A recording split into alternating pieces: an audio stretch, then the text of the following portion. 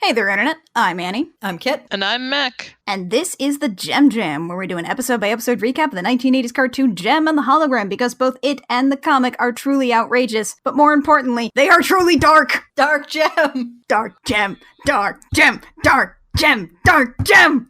It's here. Dark JEM. It's here. Dark JEM is here, you guys! And this is our second attempt recording it because Dark JEM is also cursed. Yeah, it didn't record my audio last time, so it was basically just like 19 minutes of Kid and Mac talking to no one. Which could have been cool, but no. We decided to re-record. Dark JEM's so dark that one of our hosts dies. You should have just given me the recording and had me try to remember what I talked about at that point and just ad-libbed it. That would have been pretty great. Anyway, it's time for Dark JEM. This is also the glorious return of Sophie Campbell to art. There have been some great people that have been filling in for her in the meantime, but it is pretty great to see her back. We've got the regular team here. We also have, interesting enough, the story credit for Dark JEM is by both Thompson and Campbell, because as we know from interviews, this is actually like the first thing that they wanted to do when they started spitballing the idea of what if we made a JEM comic. But you can't have this as your first arc, so they had to save it for later. It'd be like starting that story arc of Calvin and Hobbes where he makes a good twin, like doing that really early before the character's been developed. That would be like introducing Matrix in season 1 of Reboot and not season 3. Woof. I can't imagine doing My Two Bobs in season 1. Anyway, crap's gotten dark in Dark JEM. Let's talk about the previously page here. The previously page starts with Rio Boy Reporter talking to his boss Rob about how he doesn't want to do a big piece about the Misfits and Pizzazz having a wreck and maybe not being able to sing again or whatever. Yeah, this is our reminder that Pizzazz has a fractured larynx? Yeah, fractured larynx. And then we go to Shayna, who just got done with a terrible date, and she's at a bar meeting Tony, who is adorable, and Aja escorting her home. And then we flash to our other special. This is where Synergy has the incredibly ominous monologue after coughing in everyone's dreams in the annual. The fact that you said coughing in everyone's dreams, I'm picturing Synergy leaning really close to someone as they're sleeping and just going, Do we know that that's not what happened? We don't. So, our guest list, by the way, is all of our usual cast, except Clash and Blaze are both here on the guest list, because guess who's going to be showing up? We open in the Starlight Community Center, where Ashley and the Starlights are playing for the Holograms, and they kind of suck. They get off to a good start, and then it just kind of falls apart. And so they start yelling at each other. We've got Chrissy blaming Ashley. We've got Deirdre blaming Becky. Let's talk about the Starlight Girls all together here for a sec. They're super cute. I do like that they've carried over the whole different body types thing to the Starlight Girls, as opposed to having them be like identical Moppet children. I think Becky in particular is like the cutest here. It might just be because she is also on Kitar. I love Ashley's gigantic oversized hand-me-down clompy Converse. Oh my god, and I love that her outfit is like just totally a remix of her nacho cheese two-piece suit outfit that she always wears in the cartoon, including like these chunky Converse, which are totally like a revamp of those like weird ballet flats with the laces that she always wore. I also like Leela just face-palming in the background there. I don't think she even has any lines in this issue. She's just too like fed up with everything. Anyway, the Holograms come in and stop them bickering about who screwed up the song and how kicking somebody out of the band because they suck is not actually going to help anything. Soar together and fall together, guys. Kimber has an amazingly helpful input. Besides, you sounded great until you didn't. Yeah, you guys were awesome until you started to suck. We also have this great single panel that's all 5 of the Starlight Girls kind of glaring at each other that really highlights their different body types and facial structures. And also Leela in the middle, who just does not want to be here.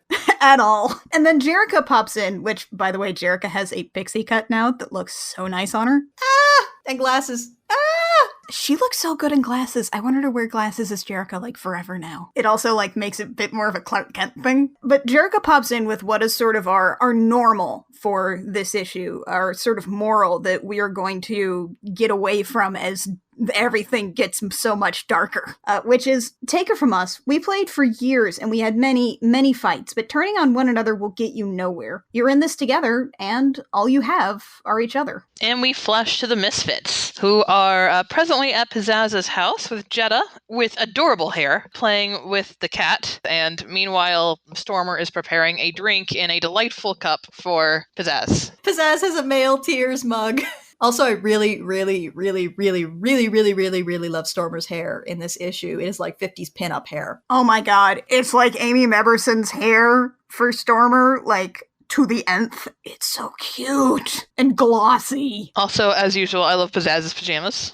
I would wear all of Pizzazz's pajamas. Oh my god, she's in this, like, kigurumi onesie with, like, a hoodie with cat ears and a little cat tail, and it's just got cats all over it. Do you think Pizzazz likes cats? I don't know. I'm not sure it comes across very well. Pizzazz is very subdued, not just in the fact that she can only sort of whisper when she talks, but just her entire behavior. And it's kind of disheartening to see her like this. She also tells Jeddah not to play with her cat like that, because she doesn't like it. Meanwhile, the cat is making the awesome emoticon face. Shut off, she loves it. And who names their cat Mad Mardigan anyway? Dumb cat name, you ask me. Watch some classic films already, you savages. The fact that Pizzazz considers Willow to be a classic film, she's a huge frickin' nerd. Oh my god, Pizzazz is such a huge freaking movie nerd. I love this. She makes fun of Tech Rat for only having seen the remake of The Karate Kid, calls the original Karate Kid a classic, and also considers Willow a classic. She's like, how old is she? She is so young. Movies from the early to mid 80s are like classics for her. This is,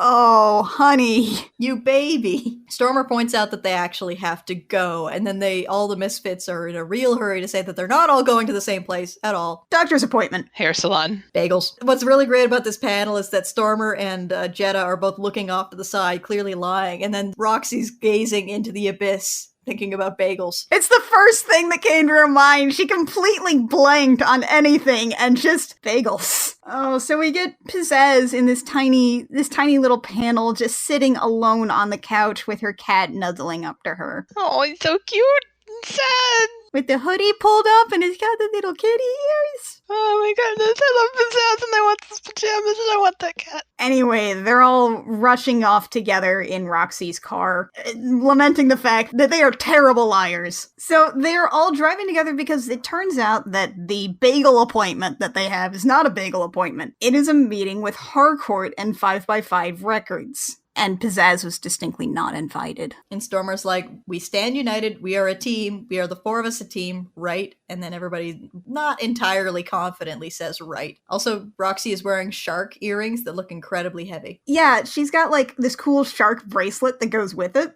We scene change to the holograms coming back to the house with a nice sort of callback to the four of us are a team, right? To Jerrica saying, this sounded great today though, right? There are some really good scene transition lines in this issue. Also, let's point out the fact that, like, Shayna looks so cute. She really does. Her outfit is so good. Also, her hair is like this, like, punk 50s housewife thing. It's amazing. Aja, Kimber, and Shayna head to the fridge, complaining about the heat because it's January. How is it this hot? Answer, you live in LA. You don't have weather there. We get a view from the inside of their fridge. It's a nice shot. It's kind of like a Good Eats thing, that Alton Brown show. Yeah, I love how the top shelf is like necessities, middle shelf is like beer and it's leftovers, and then the bottom shelf is entirely takeout containers. And let's point out that this is just one door of this giant fridge. Yeah, the other half of the fridge is, again, all takeout from top to bottom. Like you open it and an avalanche comes out. But it's really hot, so they're thinking they should have a pool party. And Jerrica's like, no, I just got done planning a party. We just got done throwing one. I refuse. 2 parties. Halloween and Christmas, they just had 2 parties. All through the holograms. Please, Jerrica. And I just noticed Aja's face and I love it. And so Jerrica agrees if and only if she has to do nothing. I love Kimber's face in this next panel. She's just like completely like bowled over by the excitement of a pool party. She's like, yes! Her pupils are tiny dots. She's just barely smushed into the frame. Oh, and a quick aside here. Sharper eyes than ours have pointed this out. There's a box of healthy cereal in the background here. This is actually from the cartoon. I think it's from one of the Superstar segments. Healthy cereal. And then Kimber's like, can Stormer come to the party? And everyone is like, And then we cut to Stormer going, no, no, No, no, absolutely not. No. I love the scene transitions in this issue. They're really tight. And it turns out she's saying no to Harcourt. And what they're saying no to is Harcourt saying that they have to have another singer. They have to get a new Misfit if they are going to go on this tour, because their contract that they signed was terrible. Got a really draconian contract. Which Eric points out and notes that they should have gotten him sooner. Everyone is replaceable, and Pizzazz learning that fact might not be the worst thing for all of you or for the future of your band, says Harcourt. Also, this is our first appearance of Eric in Sophie Campbell's style. He's got the little devil horns. And he's drinking a Starbucks and he does not give a crap. Yeah, he arrived 15 minutes later with Starbucks just for him. So, what we're about to see is we're about to see a bunch of people trying out for Pizzazz's role. We have a lot of singers. Including one that I'm pretty sure is from the Limp Lizards. And one who is probably Fluttershy.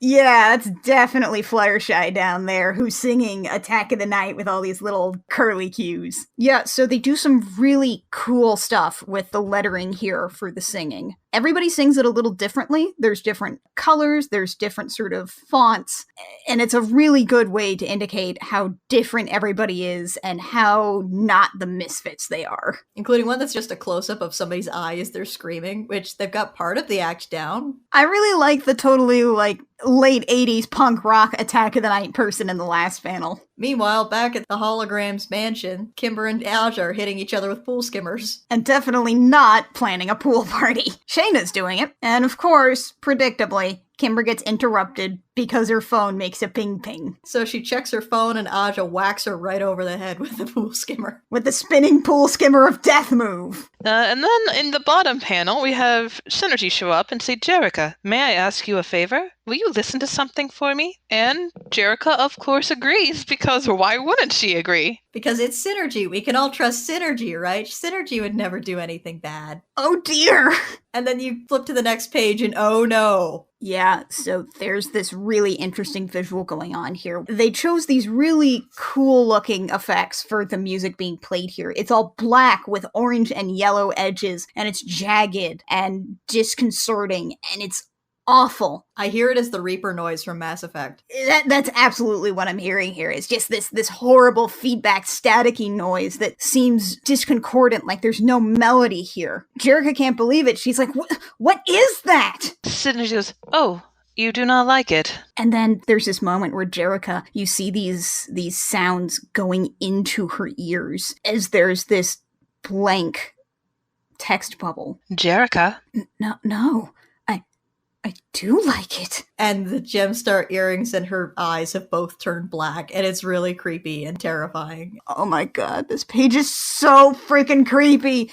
Let's also mention that Synergy is now in this purple and orange and yellow color scheme, and her eyes are completely black. Her hair, which is normally so smooth, has become jagged, and it's like looking at a really old JPEG or GIF. Oh god, and I just noticed that as Jerica has been taken over by whatever this music is, one of her little sort of hair ribbons is curling around Jerica's head. Oh, play me some more?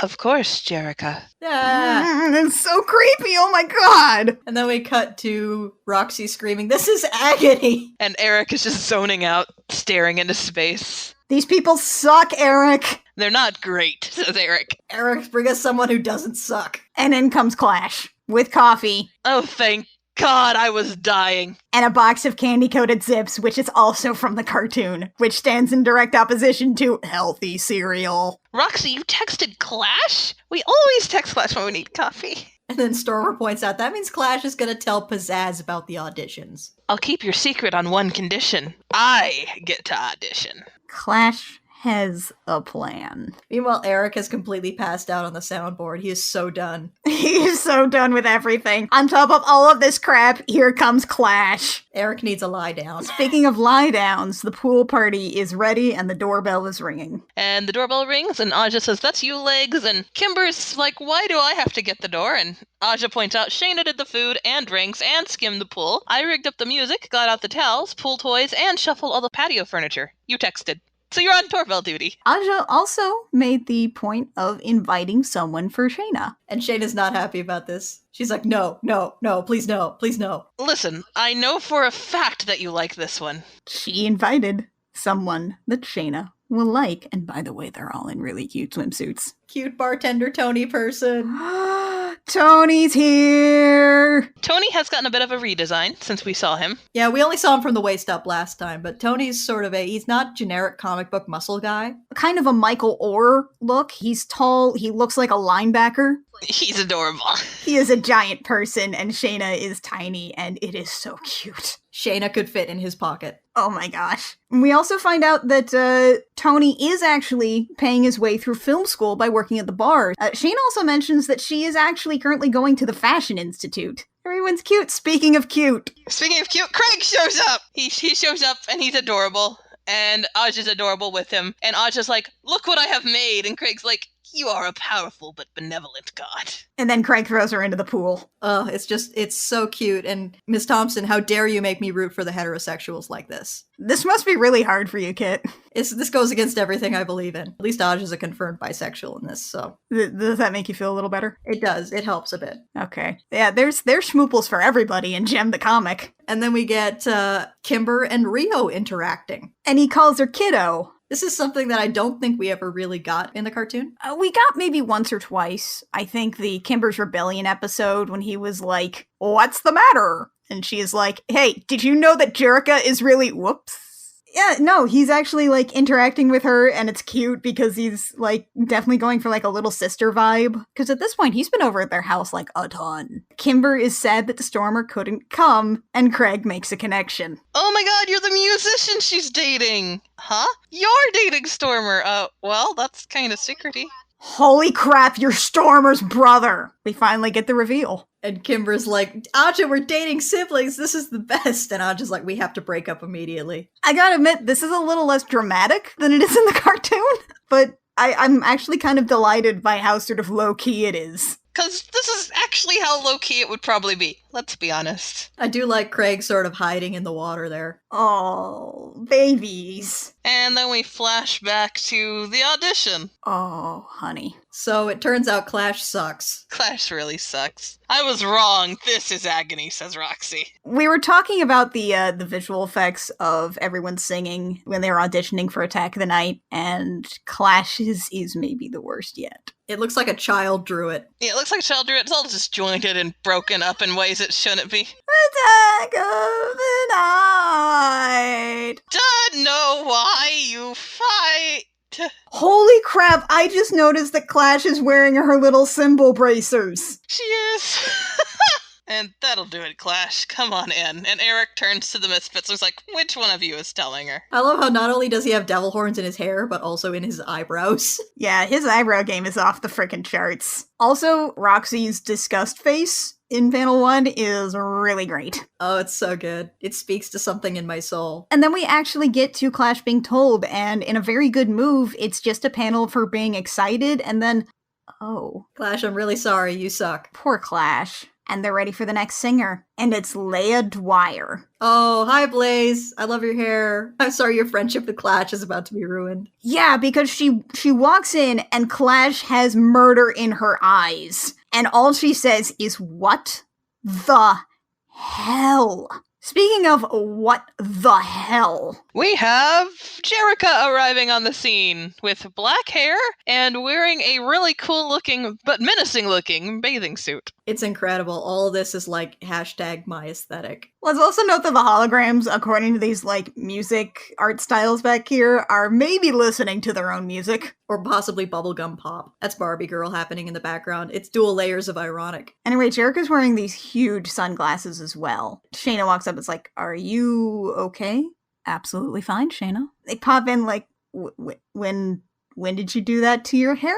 And she just kind of pulls down her sunglasses and looks at them. But we love it, obviously. Obviously. And then Craig is like, wow, your girlfriend is one for the dramatic, huh? And Rio, actually knowing Jerica, is like, no? She leads them into the pool house / recording studio. As she's not saying a word, they're just all following her, wondering what's wrong with their sister, until Jerica takes off her sunglasses, taps her earring, and says synergy. It's showtime. And her eye is all red. Synergy's waiting for them. Of course, Jerica. And then the noise starts playing. Reaper noise. and their eyes turn black as the noise seeps its way into their ears. Ah, that's the to be continued. There's not even a letters column. This is all we get. There's no reprieve. It's just Dark Gem.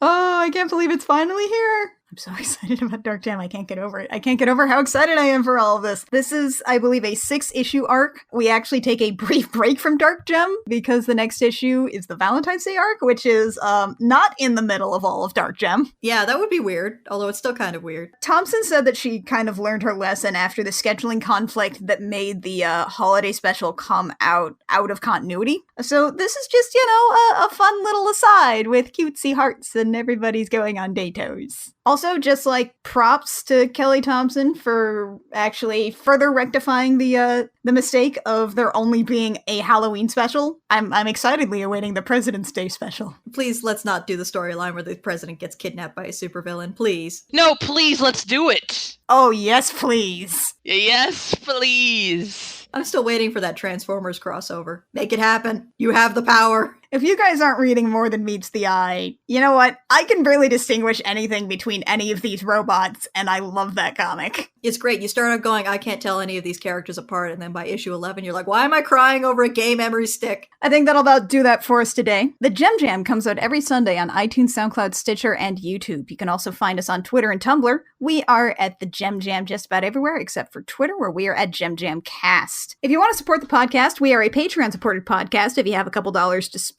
you can find us at patreon.com/thegemjam. If you don't have any dollars, but you want to spread the word, iTunes reviews, ratings, and SoundCloud, pretty much wherever we're at, if you want to give us a little thumbs up on there, that is actually super great for our metrics. We love you all the same. Until next time, dear listeners, I'm Annie. I'm Kit. And I'm Mech. And this has been the Gem Jam, where we remind you, all work and no play makes Jack an outrageous boy.